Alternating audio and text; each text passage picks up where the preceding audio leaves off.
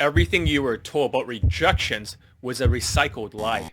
To all minority day gamers, here's the secret day game formula to learn how to get over rejections so you can continue to approach during inflation, so you can get laid faster for day game. And you won't have to use stupid advice how you think it's a wall where rejections bounces off. Some people are emotional and easily triggered, so it wouldn't work. Hi, I'm John Elite. I have 570 laid pull testimonials for Daygame, more than every other Daygame coach in the world combined. And my students don't use alcohol while wrestling with drunk women in the bedroom, unlike other dating coaches, which is highly illegal. If you like this video, like and subscribe, which it helps the algorithm against the RSD zombie apocalypse. So, here are things that you'll learn in this video. How it is your fault that if you get rejected, dressing bad, not working on your social skills and social calibrations, and whitewash tonality. How other dating coaches will tell you that it is not her fault that she's having a bad day.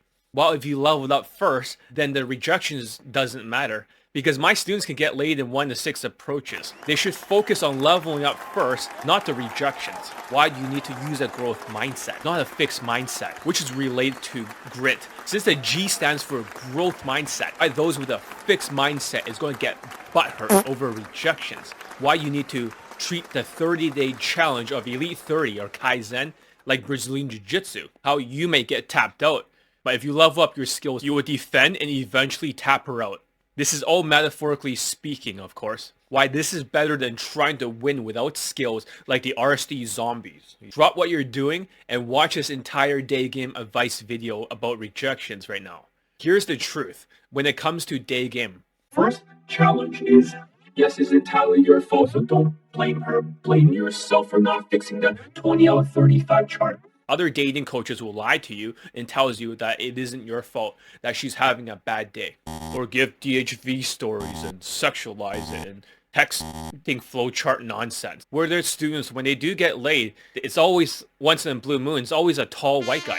So here's the first challenge that you will face, and stay tuned for the second challenge, which I'll talk about later. My students get laid in 1 to 6 approaches, consistently, even during the inflation, getting their fashion, the body language, and social skills, and whitewash tonality on point. So they can use less game. So your insecurity is all wrong, because you're off the line in the beginning if you weren't fixing these things. She can see all of these things right away as she looks up and down at you, up and down, scanning you for your overall value. This was built into her evolutionary psychology. She looks at your shoes because college students and poor RSD victims wear shitty fucking sneakers, wearing their shitty RSD hoodie. Then she looks at your height. Then she looks at your race. Then she can see your accessories. Then lastly, it'll get back to your face. So it'll be like up and down.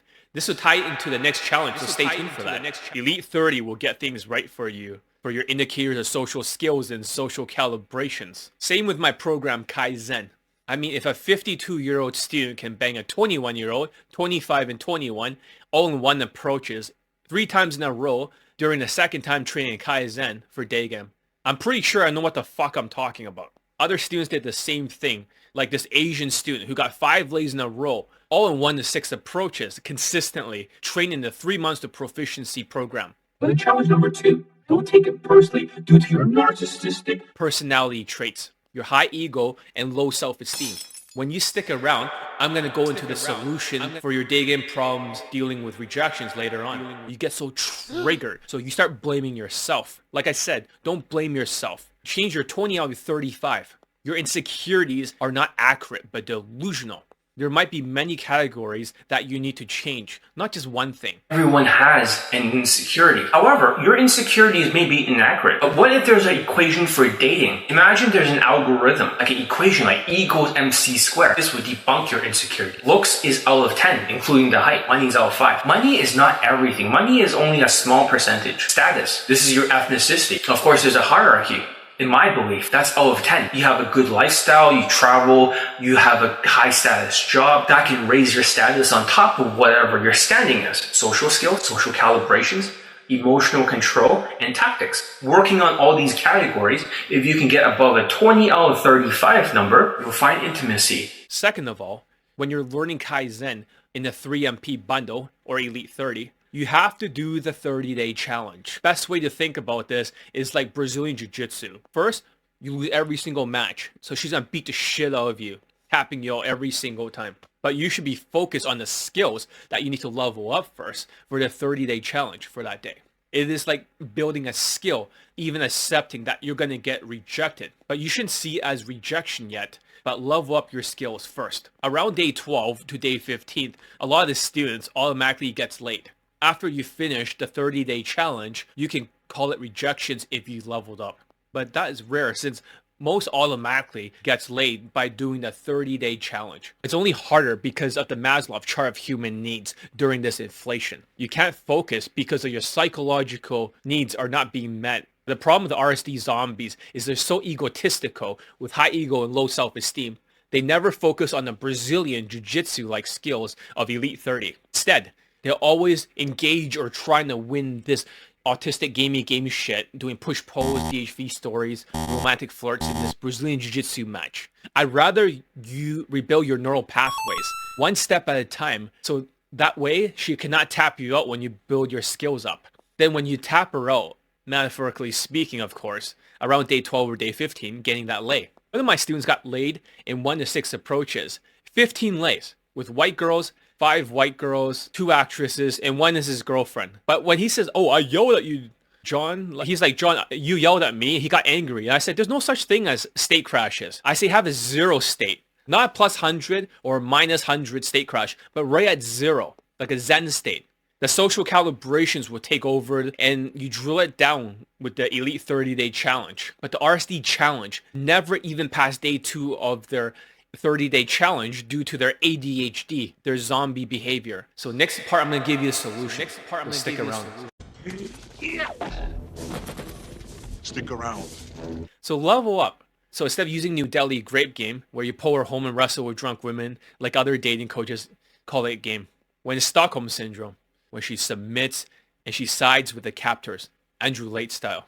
And stop being a zombie and stop worshipping other stuff that does not work for other dating coaches, where they famous you and they turn you into the geese, turning you for a Daygame product. They famous the goose with their Daygame products, and they famous the geese with their boot camps. Famous. You take the money, famous them. You famous a goose, and you famous the geese. This is business, listen. When you learn it's all alcohol in their boot camps, wrestling with drunk women, that creates Stockholm Syndrome. Here are the solutions that you're waiting for. It's more fun to have a lottery mentality. This means that if you're approaching her, don't approach fast-walking women because she has somewhere to go, either on a Tinder date or taking a massive dump. Now, I'm just joking. But if she's walking fast, when they're walking very, very fast, they're going towards their errand, and you're like, oh, I'm gonna go approach her. Bruh. And you're gonna go up to her and say, can I meet you real quick? Can I meet you real quick? Or say, hi, I like your style, I like your style. No, you should not do that because she has somewhere to go. If she finishes her errand, she will actually walk slower. she has somewhere to go. So why even approach her in the first place? With this 3-second rule bullshit that only works for tall whites once in a blue moon. Not Asians or Indian minorities. Because you're giving value, not getting butthurt. You want to see if she is a nice person or not. Your fashion, your Asian carp hair, and your Indian bench choke behavior with your coconut oil, your hair is going left to right. You don't think I know? Of course I know. This puts you off the line, so get your fashion handled. Also, don't hunch. She'll perceive you as low value, like Todd V for social calibrations, because you're not taught to hunch Valentine using gamey tactics to compensate for a lack of body language. So in order to not get butthurt by rejections, have a playful mentality. This was taught to me by my Pakistani mentor. Approach her as if you were giving a lottery ticket to her worth $1 million, which is not worth a lot of money these days due to the inflation. However, imagine that you can change your life. You want to see if she's a nice person or a bitch. Mind you, using that term doesn't mean that I'm using it in a bad way, so don't cancel me. What I mean by that is it's only in your mind, like a mind game, to make you approach saying that. Nowhere should you believe about this misogynistic bullshit, because men and women are equal. They're just different. But that doesn't matter how good looking she is, because Indians and Asians will always beat themselves up over their race and their looks. Don't forget, there's a lot of different things that need to be handled for the 20 out of 35. But not believing in yourself, it shows.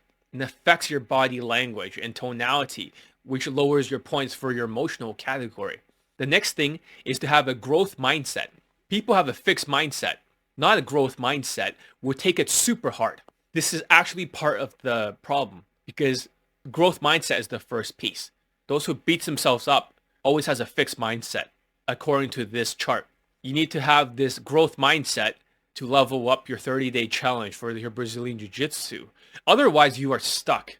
You must reframe the rejections as experiences that you learn from it. But this is not some RSD massive action is all part of the journey bullshit either. That is not true. Since RSD doesn't level up whatsoever when you look at this chart with 4 different points in it. The first point is your potential, then is your actions, then is your results, then is your newly formed beliefs. So if you use Elite 30 and Kaizen to level up, it changes your results and slowly making you think better of yourself without getting butthurt from the rejections. You'll change your beliefs and you'll go in the upward spiral. Your potential goes up and you'll pull and you'll eventually learn from those mistakes and then you'll get that lay. And the problem with RSD is that their actions never change. So they always reinforces their bad habits, going back to game tactics.